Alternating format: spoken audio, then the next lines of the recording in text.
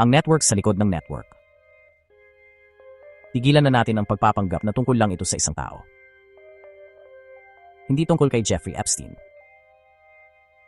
Hindi tungkol sa listahan ng mga pangalan. Hindi tungkol sa iskandalo. Dahil sa sandaling magtanong ka ng ibang tanong. Hindi sino ang nakakakilala sa kanya, kundi bakit siya pinoprotektahan. Magbabago ang buong kwento. At yan ang tanong na iniiwasan ng karamihan. Dahil ang iskandalo ay nagbibigay sa iyo ng mga kontrabida. Pero ang sistema ay nagbibigay sa iyo ng mas masahol pa. isang makina na hindi nangangailangan ng mukha. Kaya tanungin mo ang sarili mo ngayon. Sinusundan mo ba ang isang kwento o tinitingnan mo na ba sa wakas ang isang sistema? Kung gusto mo ng totoong pagsusuri, hindi ligtas, hindi sinasala, mag-subscribe na ngayon. Dahil ang ikokonekta natin ay mas magiging madilim. Part 1. Hindi pa tapos ang kwento. Sinabihan ng publiko na kalimutan na lang. Sarado na ang kaso. Nahuli na ang halimaw. Wala nang dapat makita. Pero hindi sapat ang paliwanag na iyan. Dahil ang mga taong tulad ni Epstein ay hindi lang basta lumalabas. Hindi sila nabubuhay ng maraming taon sa paligid ng mga bilyonaryo, mga politiko, at makapangyarihang institusyon nang hindi sinasadya. Sa isang punto, ang kapabayaan ay nagiging proteksyon. Ngayon, linawin natin. Hindi lahat ng sinasabi online ay totoo. Hindi lahat ng koneksyon ay patunay ng pagkakasala. Pero mahalaga ang mga pattern. At pamilyar ang pattern na ito. Protektadong tagapamagitan. Daanan para sa mga piling tao. Pinansyal na proteksyon. Piling pananagutan. Hindi yan random. Yan ay istruktura. Kaya simple lang ang totoong tanong. Ano ang nagpakinabang sa kanya? Dahil kung ang halaga niya ay galing sa kapangyarihan. Kung gayon, ang totoong kwento ay hindi ang ginawa niya, kundi kung sino ang nakinabang. Kung nanonood ka pa rin, mag-comment ka na ngayon. Hindi lang iskandalo. Dahil kung naiintindihan mo yan, mas nauuna ka na sa karamihan ng tao. Part 2. Ang malaking kasinungalingan, isang kontrabida. Gusto ng mga tao ng simpleng sagot. Isang bansa. Isang ahensya. Isang panig sa politika. Pero ang totoong kapangyarihan ay hindi ganoon. Ito ay patong-patong. Nakakakalap. Magkakaugnay. At higit sa lahat, nagkakapatong-patong. Kaya habang nagtatalo ang mga tao, ito ba ang panig? Iyon ba ang panig? Hindi nila nakikita ang mas malaking katotohanan. Hindi kailangan ng kapangyarihan upang magkaisa. Kailangan lang nito ng parehong interes, parehong insentibo, parehong proteksyon, at parehong katahimikan. Sapat na yon. At yan ang dahilan kung bakit patuloy na pinapaliit ang kwentong ito. Dahil mas mahirap kontrolin ang komplikado kaysa sa galit. Huwag kalimutang mag-subscribe, like at share para sa mas marami pang eye-opening at educational content. Part 3. Ang bitag ng mga celebrity. Pag-usapan natin ang panggugulo. Mga celebrity. Mga litrato. Mga light laws. Yan ang madalas na laman ng balita. At oo, May ilang mahalaga diyan. Pero ito ang problema. Ang mga celebrity ay may kakayahang gawin kang emosyonal. Kailangan mong mag-isip para sa mga sistema. Kaya habang nagtatalo ang mga tao kung sino ang lumabas sa anong litrato, ang tunay na infrastruktura ay nananatiling hindi nagagalaw. Mga sistema ng pagbabangko, mga legal na proteksyon,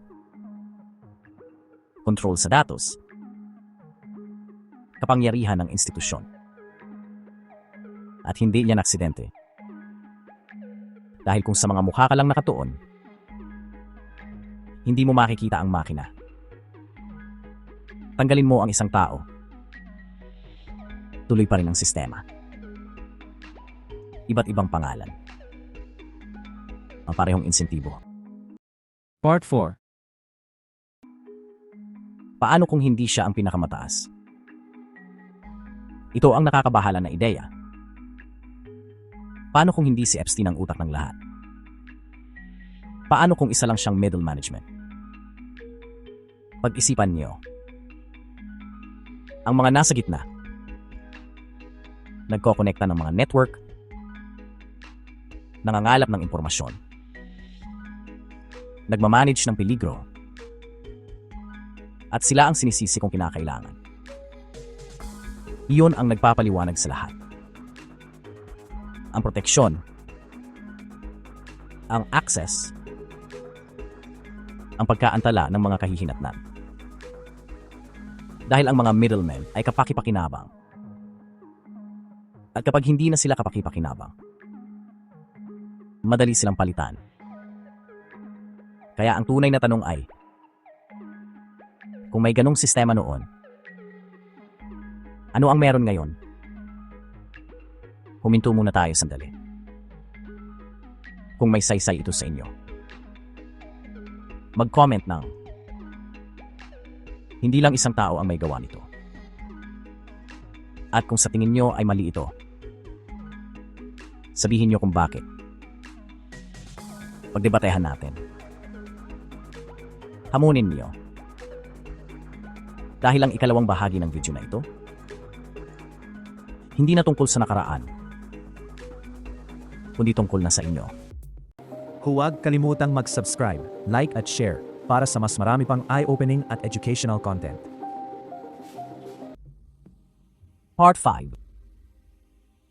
Ang paglipat sa digital na kontrol. Dito nagbago ang lahat. Ang lumang estilo ng pangingikil ay magulo. Mga tagong silid. Mga recording, mga tagapamagitan. Masyadong delikado. Masyadong komplikado. Pero ngayon, ikaw mismo ang datos. Pag-isipan mo ang mga naibigay mo na. Mga mensahe, mga nakasanayan, pananalapi, mga takot, lokasyon, at mga relasyon. Lahat nakaimbak. Lahat na proseso. Lahat na a-access. Ng kung sino man. Kaya ang pangingikil ay hindi nawala. Lumawak lang ito. Ngayon, hindi na kailangang bitagin ka. Hindi na kailangang i-record ka. Dahil ang buhay mo ay nakadokumento na. Yan ang ebolusyon. Ito ay kusang pangingikil tungo sa pangkalahatang pagkalantad. Part 6. Hindi kasali dito ang malalaking kumpanya ng teknolohiya. Mayroong mapanganib na alamat na ang mga kumpanya ng teknolohiya ay hiwalay sa kapangyarihan. Hindi sila. Tingnan mong mabuti at makikita mo ang pagkakaugnay. Mga sistema ng datos, mga kontrata ng gobyerno, kakayahang magmanman, control sa infrastruktura. Hindi ito pagre-rebelde. Ito ay integrasyon. At ang pinakamalakas na pagbabago. Ang kontrol ngayon ay parang kaginhawaan. Mga apps, mga platform, mga serbisyo. Lahat ay mas madali. Mas mabilis. Pero tanungin ang totoong tanong. Mas madali para kanino? Dahil kapag maganda ang pakiramdam sa kontrol, titigil ka sa pagtatanong nito. Part 7. Ang bagong kapangyarihan. Kaya nitong pigilan ang pag-access. Bawasan ang nakikita. Maglagay ng hadlang. Hindi na kailangan ng komprontasyon. Tahimik na kontrol lang. Hindi iyon kalayaan. Iyon ay may kondisyong partisipasyon. Part 8. Bakit hindi pa rin ito nakikita ng mga tao? Kaya bakit hindi ito nakikita ng mas maraming tao? Kasi hindi ito komportable.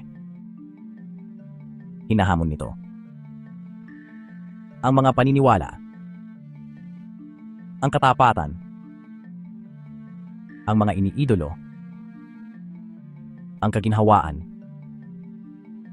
Kaya pinapalit ng mga tao ang kwento. Ginagawa itong mas simple, mas ligitas, mas maliit. Dahil ang katotohanan ay may hinihingi sa iyo. Hindi galit. Hindi libangan. Pagbabago. At mas mahirap yon. Huling babala.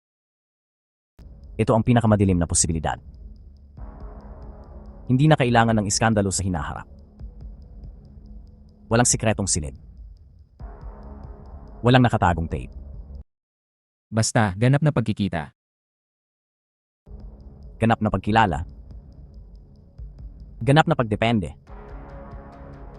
Isang mundo kung saan Lahat ay sinusubaybayan. lahat ay binibigyan ng puntos. Lahat ay tahimik na kinokontrol. At hindi nito tatawagin ang sarili nitong kontrol. Tatawagin nito ang sarili nitong kaligtasan, inobasyon, kaginhawaan, at sa oras na tanungin mo ito, nakatayo na ito. Kaya tapusin natin ito ng malinaw. Hindi ito tungkol sa isang tao lang. Yan ang mas madaling paniwalaan. Ang bersyon na madaling ibenta. Ang mas mahirap na katotohanan. Maaaring ito ay isang sulyap lamang sa isang mas malaking sistema. At ngayon mayroon kang pagpipilian. Patuloy na habulin ng mga personalidad o simula ng pagtingin sa mga pattern. Patuloy na magre-react o simula ng pag-iisip. Kung nakarating ka rito, mag-comment. Ang sistema ang kwento.